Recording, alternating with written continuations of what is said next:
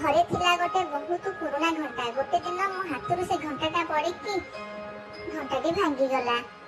तापरे घंटाटी को देखि भाबिली याको फोपाड़ी कोन पई आकु नै कि गोटे क्राफ्ट बनैबी। आसंतु देखिबा से पुराना घंटाटी को नै कि मु केमिति एक क्राफ्ट बनाउची। आपण क्राफ्ट को देखु थांतु। हम स्कूल रे आज हम साहित्य सर गोटे मते गप्प कहिथिले। आज मु से गप्पटी को आपण मानकु कहिबी। बुद्धि थिले उपाय मिले से गप्पर ना। थरे घरमणी जंगल रे चरु चरु पाट बणा हेई गला।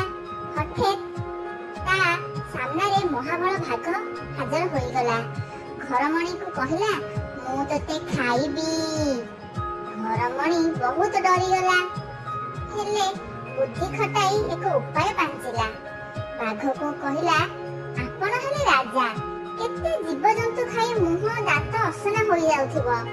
आपण जानतु प्रथमे झरणा पानी रे मुह धोइबे एवं झरणा कूलर मुगुनी पथरे दांत को पजई आसी मुते खाइबे।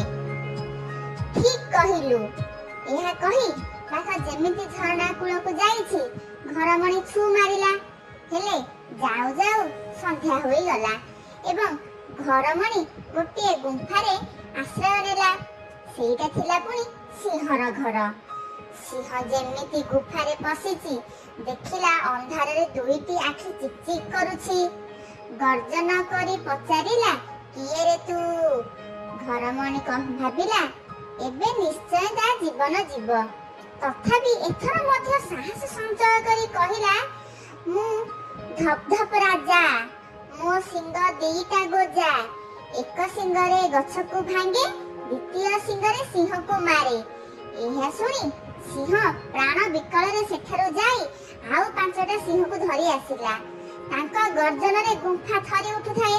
घरमणी छाती को दंभ करी कहिला ए सिंह तते 10टा सिंह आनिबा को कहिथिली तू कोन 5टा आनिछु। हा से तते आग खाइबी। एहा सुनी सिंह माने भाबिले एई सिंह हमकु एठी को मारिया पई डाकिछि। जे जेउ आड़े पारिले प्राण विकल रे धाइले। सकाळ हेबारु घरमणी निज घर को फेरिला।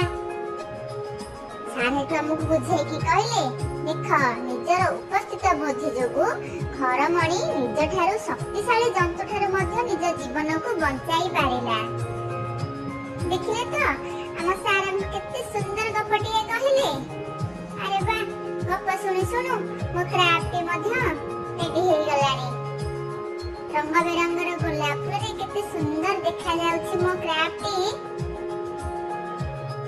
एही क्राफ्ट करिया पई आपण मानको बेसी किछि जिंस दरकार पड़ियोनी। केवल लोहार सरु तार आ कलरिंग पेपर सेथरे आपणकर एही क्राफ्ट एमिति सुंदर देखा जिवो।